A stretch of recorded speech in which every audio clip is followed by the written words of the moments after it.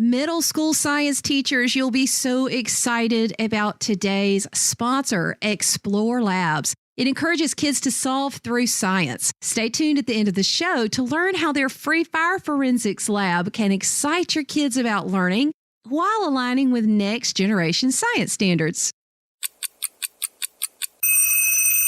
Maker Monday, how to start the week with creativity and purpose, episode 226.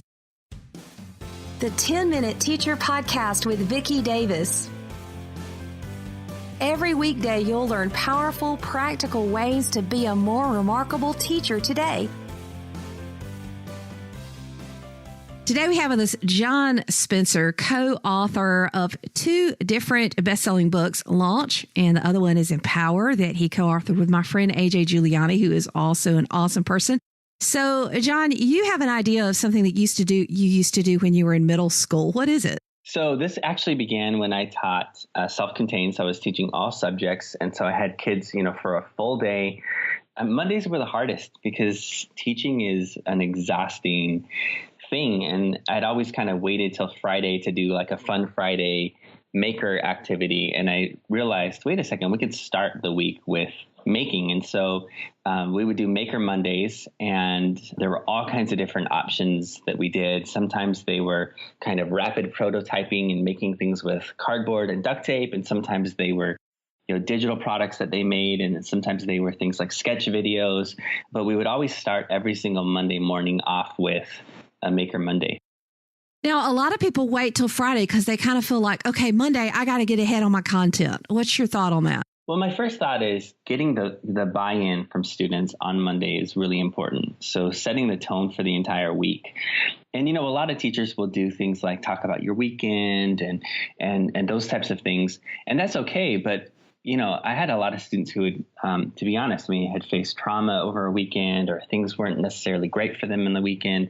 And so starting with doing something creative and honoring kind of that student agency and creative impulse in the students, I felt like it kind of centered them a little bit at the beginning. And then the other thing I would say is, all of our maker projects were aligned to the standards. And so, we were tying things back into information literacy and informational text, digital composition, the different ISTE standards that connected to kind of design. And so, these were always tied back to the standards. It wasn't, a break from the standards. But the idea was that, by starting a Monday morning off with that, you kind of set the tone for the whole week that says, we're going to think creatively in this class. One of your books, Empower, is really about empowering kids. And I like this approach because you're really letting kids start off by creating. So instead of, talk about your weekend, it's let's make something together. Did you prescribe what they had to make, or did you just give them lots of options of things to make and let them choose? It really depended on the week. And this was part of the fun, is they didn't know what to expect. So one week they would come in and there would be a box of items, and we would do kind of a divergent thinking challenge of come up with as many different uses for these items. And then after that, they would have to build it. And so it was really at that point pretty prescribed. It's pretty tight, and they have to work within that creative constraint. And then another time they were kind of doing a mini design thinking project where they worked through the entire cycle, and I would tie it into what we were doing for reading. And instead of, working for 45 minutes, that might be 90 minutes. And then there were times where we did maker stations where I'd kind of set up things in the classroom in different areas, and they would come in and they knew that they could make work on whatever they wanted to work on. And so you might have students who, what they really wanted to do was, digital storytelling and blogging and podcasting. And then other students who wanted to do, say, circuitry or, like I said, cardboard challenges or working on their scratch games.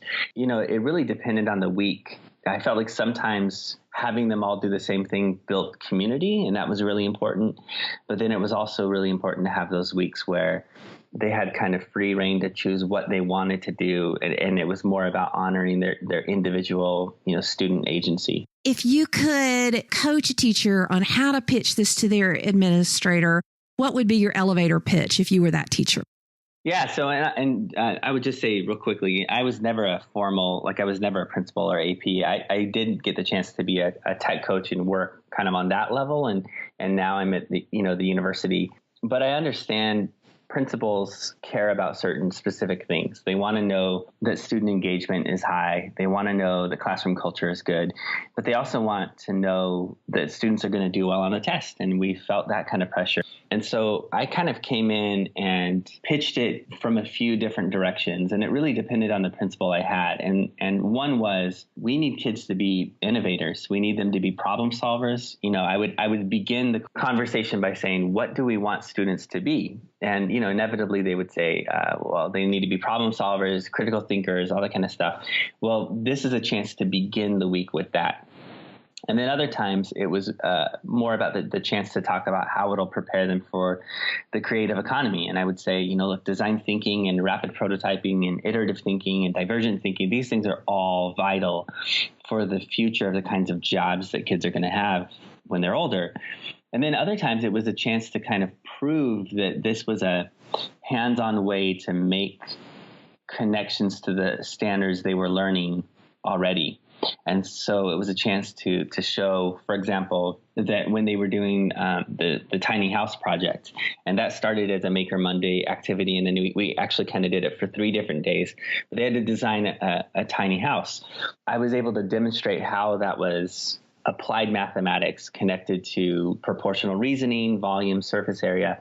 And once our test scores came in and they were, toward the top, if not at the top in the district, then I feel like I had that permission to be able to do that. So, but I do want to point out, it felt risky for the principal, and it felt risky for me. And that's one of the hard things about being a teacher is we do have to take those creative risks, and risk taking is always going to feel a little bit scary.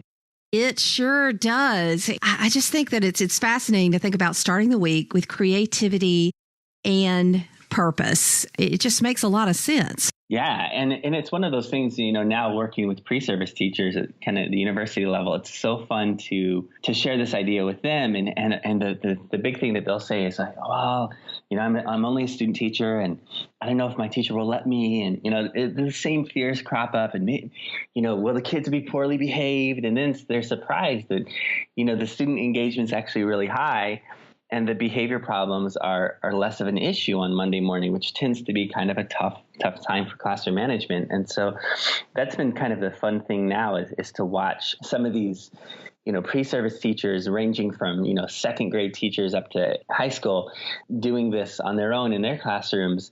And honestly, watching them implement it in a way that's even better than what I did has been kind of fun. So, remarkable educators, we have a new thought for us, Maker Monday. So it's Monday. Why don't you get out there and make and try this concept in your school, and use this podcast as something to share with your administrator to help them catch the vision for what this can do for your school. Explore Labs has a fantastic way to help students understand fire dynamics, and fire behavior. Check out their free fire forensics kit. Students can read a fire scene and build a claim for the fire's location of origin and cause. Just think about solving a mystery and learning science. Now, this lab is completely free, and it's a ready-to-use resource and meets next-generation science standards. So go to coolcatteacher.com/FireLab. That's coolcatteacher.com/FIRELAB to sign up and get your free fire forensics kit today. What a fun way for middle school science teachers to teach and explore with kids. Thank you for listening to the 10-Minute Teacher Podcast. You can download the show notes and see the archive at coolcatteacher.com/podcast. Never stop learning.